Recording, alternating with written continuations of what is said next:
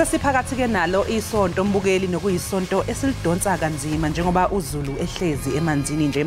Amanye ke mbukeli amazwi avela lapha eBhayibhelini aduduzayo athi kodwa mina ngintshela iqiniso lokuthi kunilungela ukuba ngimuke ngoba uma ngimngemuki umduduzi akayikuza kini kepha uma ngimuka ngiyakumthumela ezekini azonduduza. Mbukeli ke ngalamazwi sikusho lokhu njengoba kwenziwa amalungiselelo okutshalwa kukaNdunankulu kaZulu udondolo lungumkhombandlela kaZulu imbabazane emahaqa eKhotheme. ULwesithathu ke namhlanje aqhaqhazelisa amazinyo amakhaza ezingxenyeni eziningi zezwe njengoba phela kunomsingo bandayo kanti nje ke sike sabona futhi nakwezinye ke indawo ukuthi cha likhithikile. Sokwethulela ke ingqayizi vele yohlelo lwakho Ekhaya Jikelele osekuyisidlo sakho semihla ngemihla. Kholosa liyabuza ke phanda ukuthi ungubo ngaki. 3 Ingubo 3. Ungubo 3 ayisho ukuthi ufudumele. Oh ungubo 3 ufudumele. Yeah. Ayisifunda ngokufunda. Oh okay sifunda ngofunda isiZulu Nkosi yami. Kodwa ke siyathemba ke ababukeli bethu beEkhaya Jikelele kwindawo ngendawo abahleli kuzo bafudumele kubangenene liqhaqhazelisa amazinyo. Masibulise kuwembukeli wethu ngokuvula nokuqala nathi lenkqubo ngalentsasa yangoLwesithathu. Siyakhahlela emakhosini siyakhahlela imiqolongweni sithi icamako malivume kwilali ngelali ndixela kaloku kwabhaca eqoboqobo ecofa imvaba dibala ntoni nambukeli. Namhlanje ke siza kuwe sifamacala uvimba wendaba obanzi oqulethe oko kusematheni ezopolitiko ezemidlalo njalo njalo. Ezinye ke zendaba esakunazo ziquka amalungiselelo omncwabo kaMntwana uMangosuthu Buthelezi. Ityala ke likaMalima nisiganeko esiqhela umphefumulo kakhulu setyhefu esenzeke pha esajonisi. Indebe yehlabathi yombhoxo nokunye ke okuninzi manditsho ndithi mazitshone khona ixesha lingekaqhatshwa nguToki. Ndimlo ke uKholosa Kalubisi uNonkanyezi sishaye iziqhuma.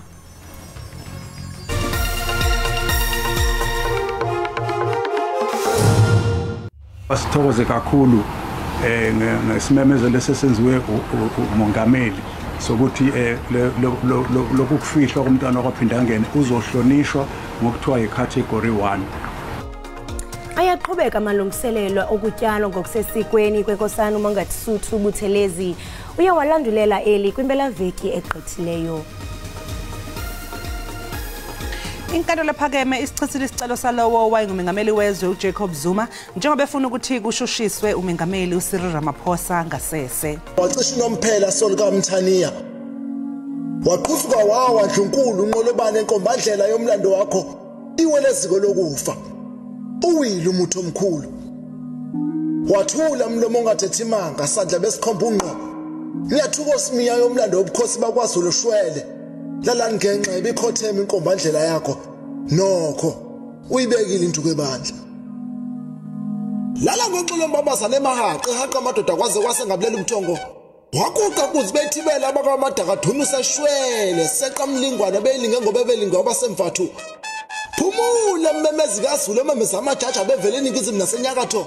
Umnyikisi wentaba ezilikhulu unyikisi ikodla inkomo kwazi kwazamazama ingome.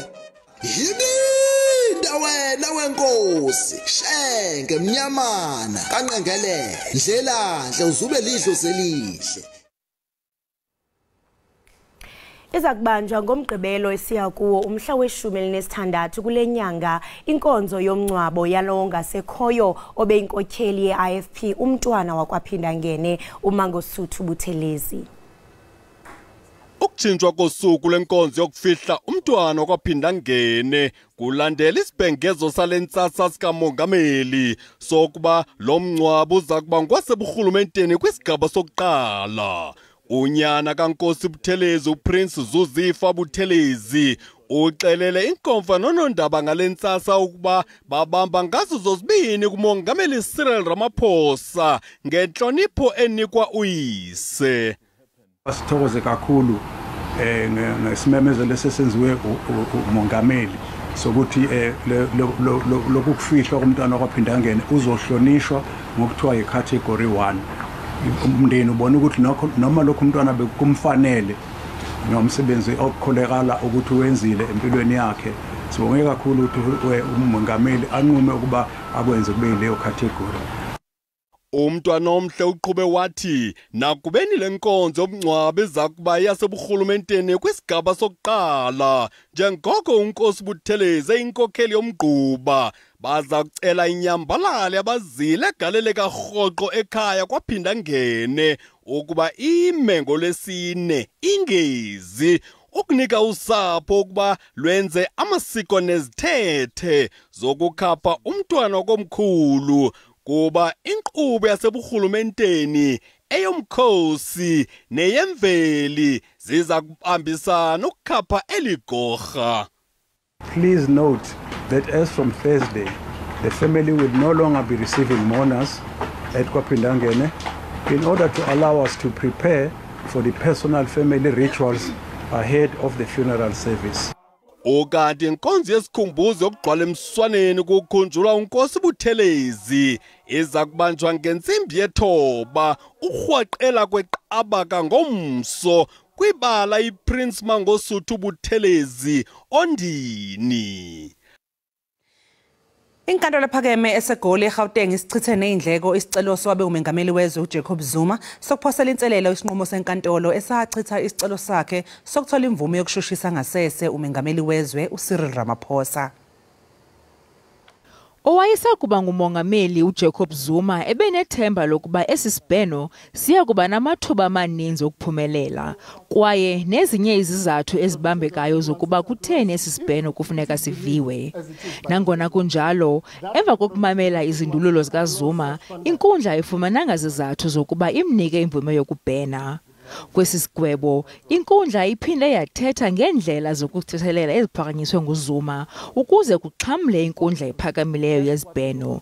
Ngelithi, uZuma ukhetha ukufaka izikhalazo kwinkundla yezibheno emva kokulahlwa kwakhe lityala kwinkundla ephakamileyo. Ngenxa yoko, kwisigqibo ekuvunyelwene ngaso zijaji, isicelo siye sachithwa kunye neendleko.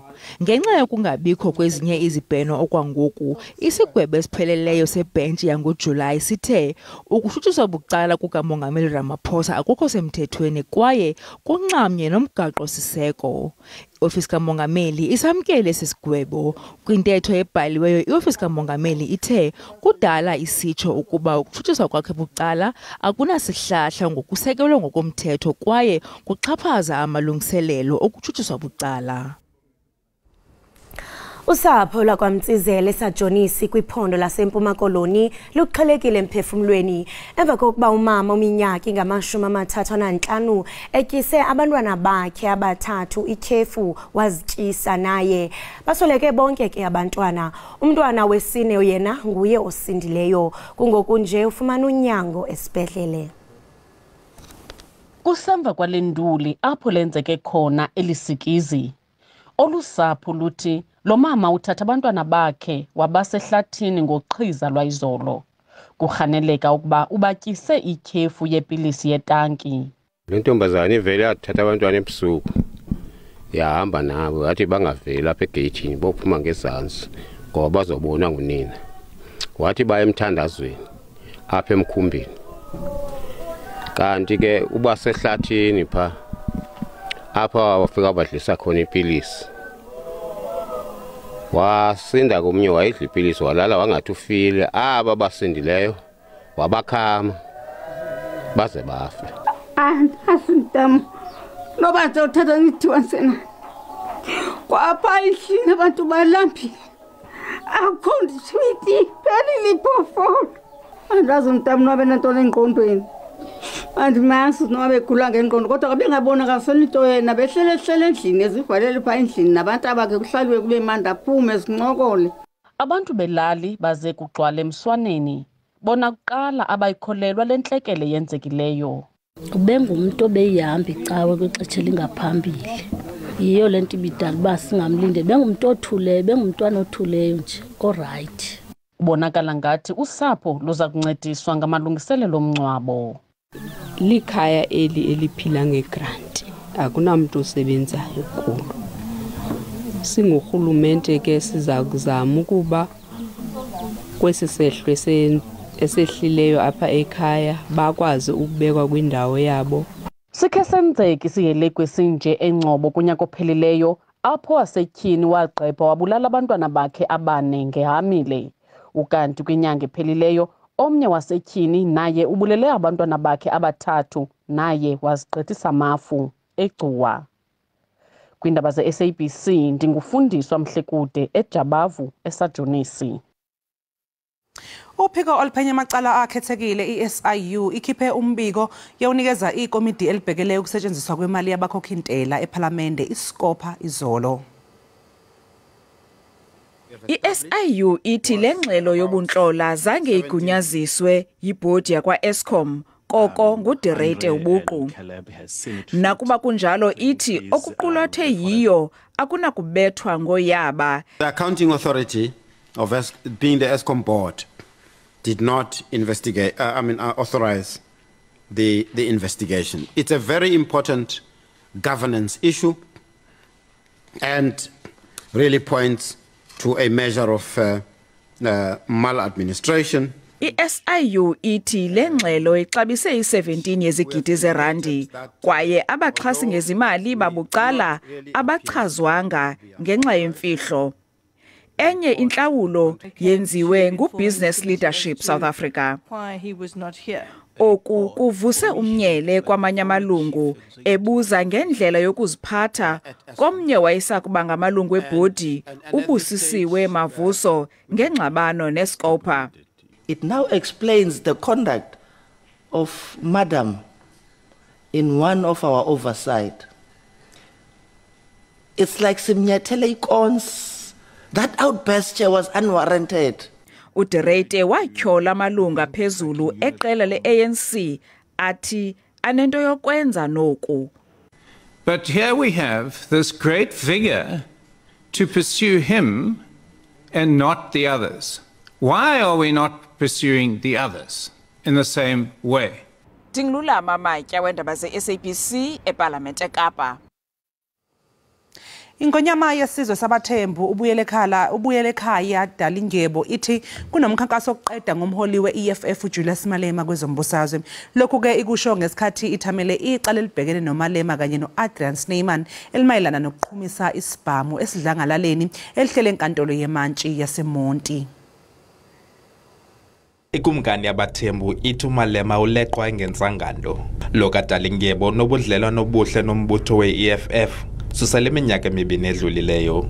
Lo mbutho wampha nesithuthu sikanokutsho konyaka ka-2021. Njengamntu owaziwayo ngokuthetha phandle, uvakalise kungaxoli ngomthetho weli. People must be charged according to African and customary laws, laws of their indigenousness, laws of their rights, laws of their birthland, not by some foreign, hooligans claiming to be superior.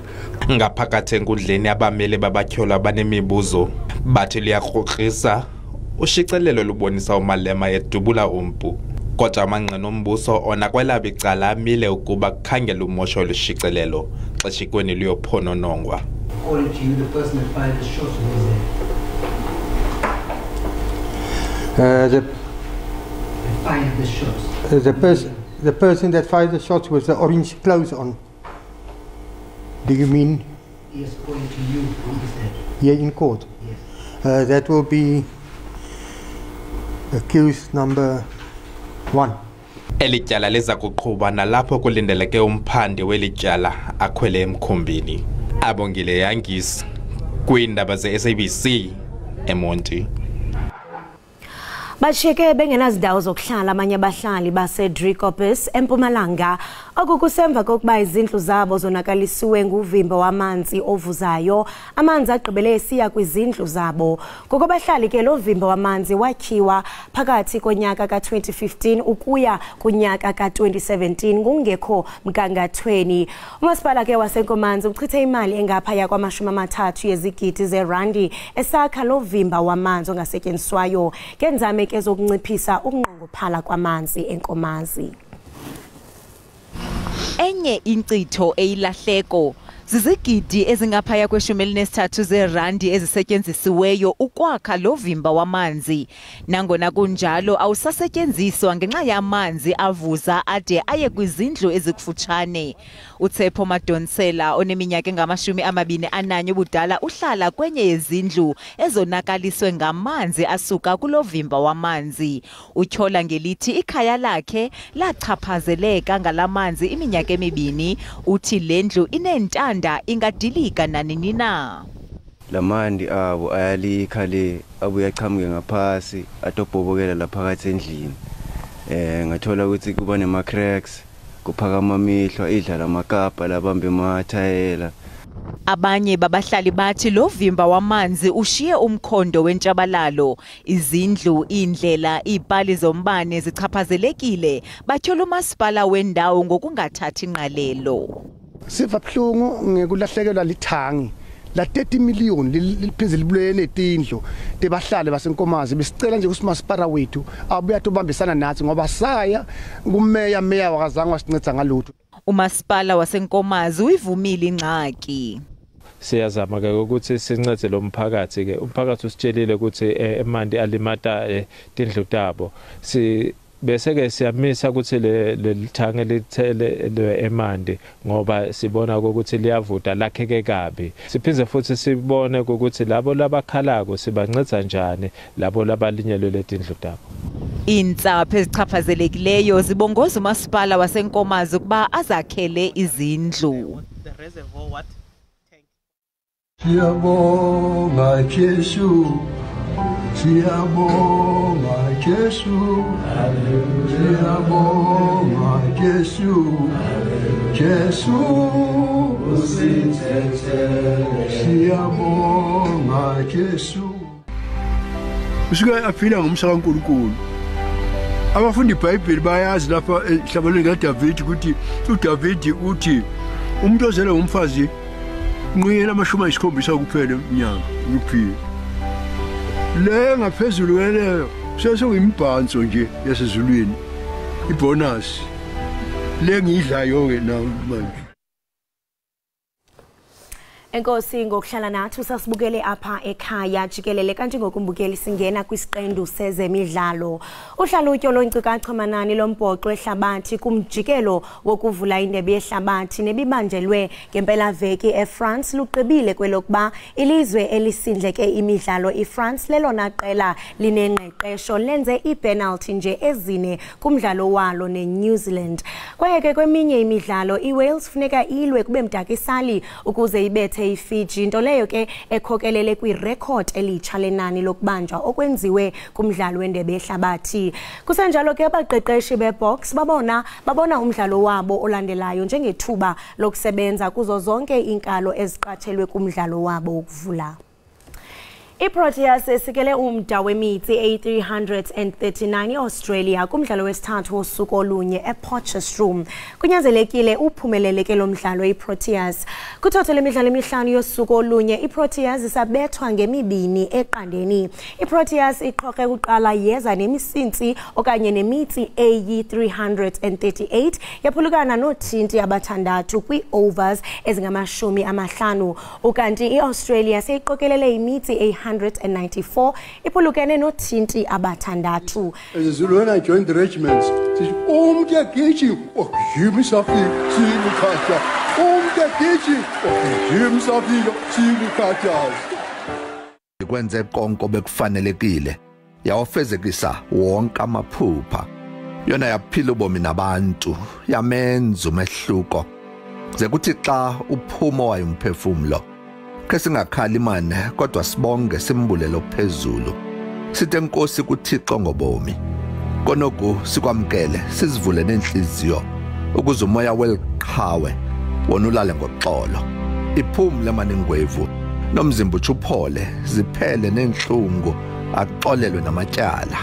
Jonga wena wenzile kwanele wanguye umzekelo wawuzoba nomfanekiso kuthe ezingqondweni. Wasivuselela imimoya wayiphilisa nemiphefumulo.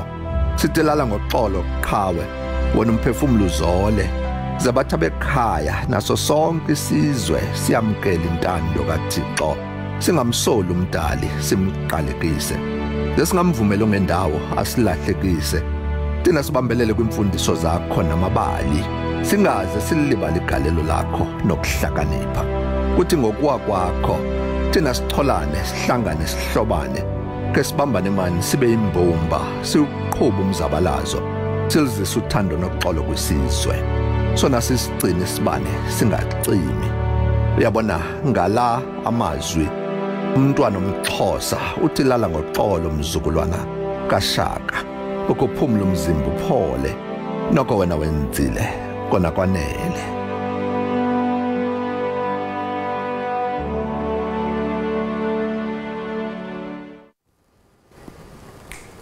Unyaka ka-2011 ibingunyaka wenguqu kwezopolitiko eMzantsi Afrika ingakumbi kwiphondo laKwaZulu-Natal emva kokusungulwa ngokusesikweni kombutho obizwa ngokuba yi-National Freedom Party. Uninzi lwamalunga lombutho bephuma kwi-IFP kwaye amerhe athi kaloku kwakukho isidubedube phakathi kukamongameli weqela nowayesakuba ngusihlalo walombutho uZanele Magwaza Msibi ongasekhoyo. Namhlanje ke sibhekisa amabombo kuqhekeko olwabakhona nendima eyadlalwa ngumntwana uMangosuthu. Siyasakrweca uZandile Myeni nongusihlalo we-NFP KwaZulu-Natal. Masikubulise Zandile, sikwamkele enkqubeni yethu Ekhaya Jikelele. Siyabonga kakhulu kusipha ithuba sibingelele kuma-viewers. Siyabonga kakhulu. Zandile, nangona ke ndiye ndayondlala injongo yale ngxoxo yethu namhlanje. Isizwe sizilile, uwile umthomkhulu. Isizwe sikaShaka siqhelekile ngokuwa kwaye kaloku umntwana uMangosuthu. Mandikuphe nje ithuba nawe ugqwale emswaneni.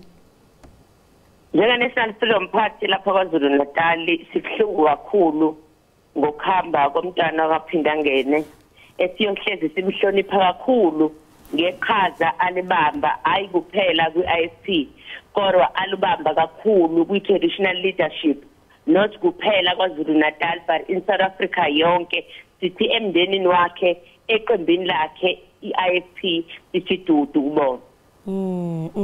Njengowayesakuba lilungu lombutho i-IFP, khawusinabisele unabisela ababukeli bethu ukuba bebunjani ubudlelwane phakathi kwamalungu eqela le-NFP nomntwana uMangosuthu, kuba kuyaphawuleka into yokubana kwathi kaloku xa kusekwa i-NFP uninzi lwabantu bebesuka kuyo i-IFP. Ndiyaqonda kaloku into mhlambe kwakukhona nolwangquzulwano lokuba hayibonise kanjani kwi-IFP. Khawuchazele nje ababukeli bethu into yobana ubudlelwane bebunjani nomntwana uMangosuthu. Ubudlelwane ngingasho ngithi babubuhle ngoba nami ngomunye wabaholi abakhule ngaphansi kwesandla sakhe umntwana wakaPhindangene. Njenge-National Freedom Party kunezinto ekufanele singazikhohlwa esiyohlezi sizivuma ukuthi okokuqala ngalesiya sikhathi kwakungakajwayeleki in the ranks IFP ukuthi kube khona umuntu wesifazane ongumama who is leading. And uZanele Magwaza Msibi was given an opportunity by umntwana wakaPhindangene to lead, and he supported him. Kwaqhubeka kwasetshenzwa because of ipatriarchy that was existing by that time in the ranks of the IFP. Kwabakhona ke ama-views. I'm one of those leaders owayene-view ethi kwasekufika isikhathi sokuthi i-IFP ikhulume nge-succession plan. Engicabanga ukuthi izinkinga eziningi zaqala lapho, where we were vocal in saying yes, we honor and respect the president, kodwa iqiniso lithi angeke ahleze upresident. And uZanele Magwaza Msibi was one of the leaders who was tipped, especially by youth leaders, ekutheni angasucceeda inkosi yakwaPhindangene. And kwaqala ke iqembu le-NFP because zaseziningi izinto esasesingaboni ngasolinye. Kukhona nabanye abaholi ababeyizimeya lapho KwaZulu-Natal abagcina bexoshiwe eqembini lenkatha. The rest is history. Kodwa ke fast forward sesifika la ku-NFP. Kwi-NFP asikaze namhlanje sibe nayo into eyi-beef towards umntwana kaPhindangene because we understand ukuthi what happened by then, it was part of politics. And we know even today that if our president, the late uZanele Magwaza Msibi, will be mourning and abantu base-South Africa because why understand into 80, maybe it was the time for her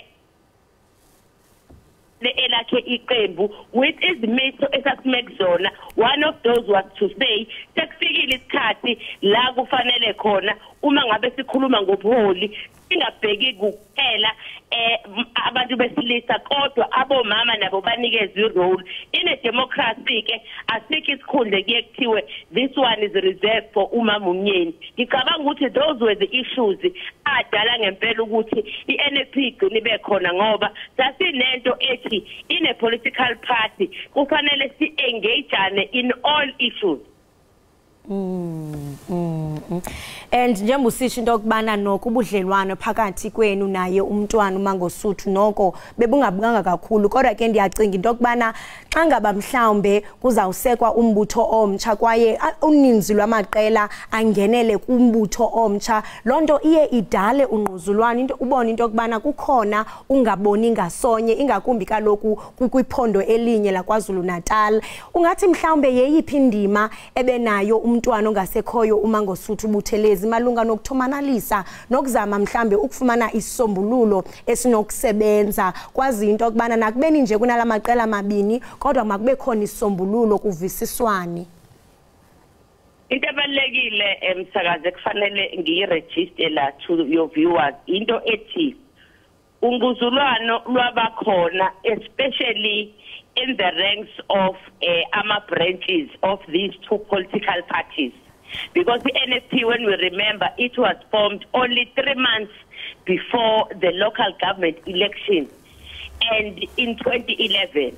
And the corner into 80 to those people who don't understand politics. Umama uzanele kaMagwaza Msibi uyadefy umntwana kasamhloniphi, that's why eqali organization. But I'm very happy ukuthi these two leaders understood politics in such a way that when our president went to parliament, ubudlelwano baphinda futhi baba nakho ukuqina, but I don't want to lie and say on the ground babukhona because ama members of these two political parties ayenga understand. Umntwana waphinda ngeneke is known and as a man wokukhula ebengubaba wokukhula ubengubaba ovumelayo ukuthi akezivume ungavumelani because I democracy. That's why as NFP leaders we are bold and we are not ashamed ekutheni njengoba umntwana engasekho siyabona even in KwaZulu Natal izoba khona igap because umntwana waye umuntu okhuluma ukuthi in politics noma ngathiwa sizwani, but let us sit down and find a solution, and our solution as leaders kumele be fast because uma silwa thina it means on the ground kuzoba khona udlame. Ungabuchaza uthi bebunjani ubudlelwane phakathi kwakhe namalungu eNFP esandula ukusekwa emva kokuba kusekwe kwayo? Ubudlelwane mhlambe ngika-interpreta in many ways. Yes, within the NFP yayikhona into ethi size safika la sikhona in our new political home because of some of the leaders the IFP abenze u1 instead of u2, and kukhona futhi within us ama leaders and also the members of the NFP ababene view ethi maybe it was the time for us vele ukuthi agenda yethu si execute in a new political home. Ndiyathanda kwa into okubana yes. Okunye futhi okubalekile ekufanele sikuregister into ethi as National Freedom Party we are grateful to umntwana wakaphinda ngene by him giving uzanele kaMagwaza Msibi a platform, because when she was the national chairperson of the IFP, that were even other people saw as Zanele Magwaza Msibi, who is a leader who was capable to lead. Ungathi ukubheka phambili njengoko kaloku sijonge unyulo kulonyaka ozayo njengoko ezawutyalwa umntwana kuba kaloku uninzi labantu liyazibuza into okubana ingaba nizawukwazi uba nisebenzisane mhlawumbe naye IFP kuba ndiye ndabona iarticle phezolo etsho into okubana ngoJuni kulonyaka ophelileyo kwaba khona mhlawumbe umuntu olilungu le NFP owabonakala nixinxibe iskipa se-IFP kwakhona istatement esichoyo enisikhuphileyo yokubana nina njengombutho akhonto enizibandakanye nayo i-IFP kuba injongo zenu kukuqinisekisa into yokubana iinkonzo ziyafikelela eluntwini kwiphondo laKwaZulu Natal. Njengoko mhlambe sijonge kunyulo, ingaba singakubona ukusebenzisana phakathi kule mibutho mibini? Mhlawumbe ke in politics you can't predict the future. But currently asisebenzisani neqembu le-IFP. Hayi ngoba kukhona ibeef, ingoba imigomo yethu ukhona la ihlukana khona. Njenge-NFP uma sidecide ukuthi sisebenza naliphi iqembu sibheka qala emgomeni. Ekutheni ke in future singasebenza yini ne-IFP. Mhlambe ke I will reserve the comment and say in future ibonakala mase kufike kuyona, but currently we are not working with the IFP. Nakubeni kuchile eqaleni into yokubana nakubeni nje kunombutho umtsha ewasekwayo ngonyaka ka2011 kodwa nisayijonga indima yakhe awayidlalayo umntwana uMangosuthu kwezopolitiko. Sibabonile ke amaqela ahlukileyo ezopolitiko iuniversity ezifana noMangosuthu zisitsho into yokubana zinendlela ezizamkhumbula ngayo uqinisekisa into yokubana ilegacy yakhe iyohlala iphila. Siyathanda ukufumanisa kuni njengombutho into yokubana yintoni enizawuyenza ezawunikeza iwonga kwilegacy yakhe umntwana. Ubona bonke omasipala inkwaZulu Natal abalidwa iNFP. Njengobuholi sikhiphe into ethi kufanele kwenziwe ama-memorial service.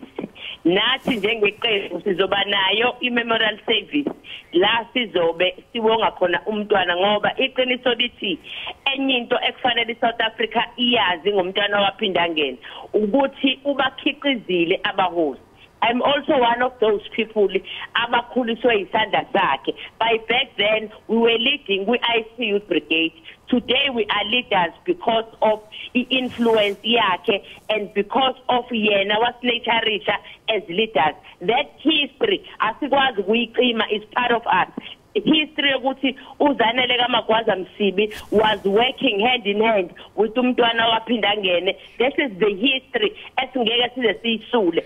The fact that NFP i-roots zayo zininzi kakhulu eKZN, that is the history efanele sisherishayo because nathi njenge-NFP siyakholelwa ekutheni ubukhosi bendabuko kumele buhlonishwe. Those are the things umntwana esiyohlezi sim-honorisha because ukwazile ukuzenza lezo zinto and waphumelela kakhulu. Uma ubheka nje indlela ukuthi we are in the 21st century, uma ubuke emuva amakhosi, other people thought ukuthi by this time ubukhosi biyobe sungasekho because sikwi-democracy, kodwa umntwana was very passionate and strong ekutheni even in the 21st century ubukhosi bendabuko is still relevant. Ilokho kwenza ukuthi umntwana wakaphinda ngene simhloniphe. Ipolitiki anivumelani kwezinye izinto kodwa lokho ngeke ukushintshe ekutheni umntwana wakaphinda ngene have a very great impact to our president uVisit Kamalgwaza Msibi and some of the many leaders of the National Freedom Party. Kuhle kakhulu into iphawulayo into kubana ngenene ebeyinkokheli ibiligorha inyanisekile kwaye nani ningumbutho nizinkokheli nje niyabuye emva nimjonge nithi kuninzi esithe sakufunqa kuye. Zandile zithe qolo ukuxhaphaka iziganeko zokubulalana phakathi kwiphondo laKwaZulu. Umuntu uyazibuza into kubana kukhale nyonini kwachitheka igazi nje. Siyababona okhansela babulalana bebodwa kwaye niqinisekile nani ningumbutho izikhona mhlambe izinto eniyenzama ukuthi nizenze nizama into kubana nikuthothomalise lengxoba kaxaka eqhake umxaka. Ungathini mhlambe mazo ngawaphosa ukwazi into kubana uvuselele isazela aluntu lako wethu luthunakale ngalenyewe yenzekayo kuba ngenene sikhathele ukuva into kubana abantu bayabulalana ingakumbi xa sijonge kwikhansela zaphaya kwaZulu Natal. National Freedom Party sine view ethi as amaqembu ezepolitiki sine responsibility ukuthi amalunga ethu siwafundise ngedemocracy. This time we have a new elephant in the room ebizwa ukuthi ama-coalition. where you find ukuthi namhlanje this municipality is under the NFP and then the next day is under another organization. Sithi thina uma ngabe ama-council and ama-members efundiswa ngedemocracy, efundiswa ngequality, angeke sibe kube nenkinga ngoba ezinye inkinga uyabona ukuthi uma kuzoba ikhansela elithi umasipala othize uyantshontshwa, kudinga ukuthi sifundise ukuze uma ngabe kukhona this transition yenzeka kungeke kuze kube khona ukubulawa kwabantu. La KwaZulu Natal kuye kwaba khona necommission sisibiza ukuthi iMorena Commission eyayise ofisini luka former premier walapha KwaZulu Natal ubaba uWillis Mchunu. Kunezinto eziningi lapha njenge-NFP esifilayo ukuthi kufanele isetshenziswe ngoba zizosilekelela. Enye yama-findings yayikhuluma ngokuthi ngomasipala kakhulu kufanele ibhekwe lento yokuthi okokuqala nje obani abantu abagcine begada osopolitiki ngoba kuyabonakala ukuthi kwezinye indawo in other private security companies abamvethi umuntu ngendlela okuyiyona. Utholakala ukuthi sekuzokwenzeka into encane kube uyena oyibona aba-instigator i-violence igcine isihamba ifika even nasemalungeni. Ukubulawa kwabantu njenge-NFP asambisani nakho thina nje kaNongoma eZululand in particular kukhona i-tension ekhona. EkaNongoma nje sihanjelwe ikhansela recently elinye ladutshulwa kodwa liyaphila. Zonke lezo zinto and amaqembu amaningi even in our province they are affected. Kodwa siyavuma ukuthi asidlaleni inxaxheba thina as political parties ukuthi amalunga ethu amakhansela understand and equality because into sesiyibonayo KwaZulu Natal which is new ukuba khona nakhona kwequality kunayo impact noma kade kukhona ukubulawa kwamakhansela even before iphase yequality kodwa manje sibona ama tension escalate kakhulu. Siyafisa futhi ukuthi namaphoyisa asilekelele ekutheni abenzi bobubi bakwazi ukuthi batholakale nemphakathi yethu ngoba iqiniso labantu abenza ububi bahlala emphakathini. Amaphoyisa adinga ulwazi ukuze abopha abantu. Siyafisa ukuthi imphakathi yethu kaNongoma nje kunekhansela elisanda kudutshulwa kwaphuma umphakathi msakazi kwayiwona obamba umsolwa okuyinto enhle ukuthi emphakathini yethu abantu abavikele ama-public servant ngoba abaholi babo uma ngabe abantu bengezinto enziwa umphakathi wakwaNongoma municipality singakubona ngempela ukubulawa kwamakhansela kwehla ngoba kuyosho ukuthi igebengu ziyazi ukuthi emphakathini kukhona abavikeli behlangene nama-law enforcement agencies. Inene Zandile ngenene xa singumphakathi kungabhekwa kuphela sopolitiko nabantu abasemagunyeni kodwa umphakathi uphela nawo ube nento othi siyayenza uqinisekisa into okubana okusikubonayo sikusiphula nengcambu. Zandile masibambe ngazibini ngexesha lakho ngaye lentseni kwaye ke sisatsho sisithi tutwini kuni size sikaZulu anga umphefumulo wamntwana ungalala ngoxolo nani nifumane induduzo into engamandla lubumbano. Enkosi kakhulu ngexesha lakho. Siyabonga kakhulu. Right Mbukeli we-Ekhaya Jikelele lo besithatha naye nguye uZandile Myeni. Esixelela banzi kaloku njengoko uqondo Mbukeli into okubana unyaka ka-2011 ibingunyaka wenguqu kwezopolitiki eMzantsi Afrika emva kokusungulwa ngokusesikweni kombutho obizwa ngokuba yi-National Freedom Party. Ebesixelela banzi ke uZandile ngobudlelwane phakathi komntwana ubuthwelezi namalungu ombutho ebephuma kwi-IFP njengoko kaloku amarhebe sithi into okubana kwabakhona ungquzulwano emva kokuba kwasekwa lo mbutho. Kodwa ke uyatsho into okubana nokubudlelwane bekungekho nto mhlambe athi uyibambe esixhibeni nangona ke kukhona ezinye izinto zitshoyo. Ngoku Mbukeli masithi nje qhwi pha evenkileni siyobhatala amatyala siyabuya wena ungaqusha uqhushalaze ubukele iEkhaya Jikelele apha kwinkqubo ndaba yakho eqaqambisa ulwimi lwemveli uDTT.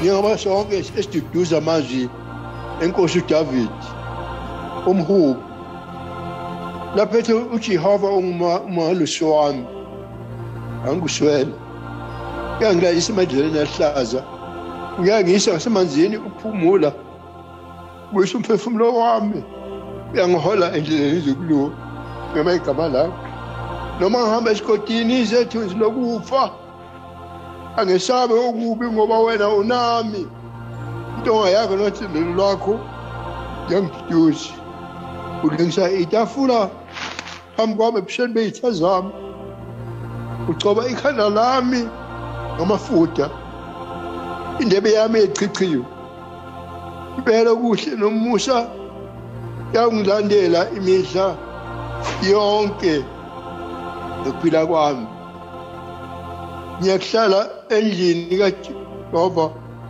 kuze kube phakade izihlobo zami njengoba sihlale siwezwe la mazwi ngafunda kuseyiwo amafutha amakhulu athoba umphefumulo makunje sonke esiduduza amazwi enkosi uDavid umhubo laphethe uJehova ungumalusi wami anguswele ngiyayilayisa emadlelweni ahlaza ngiyangisa ngasemanzini ukuphumula kuyisho umphefumulo wami uyangihola endleleni zokulunga ngema igama lakho noma ngihamba esigodini izethunzi lokufa angesabe okubi ngoba wena unami intonga yakho nothando lwakho yangiduduza ulungisa itafula phambi kwami ebusheni beyitha zami ucoba ikhanda lami ngamafutha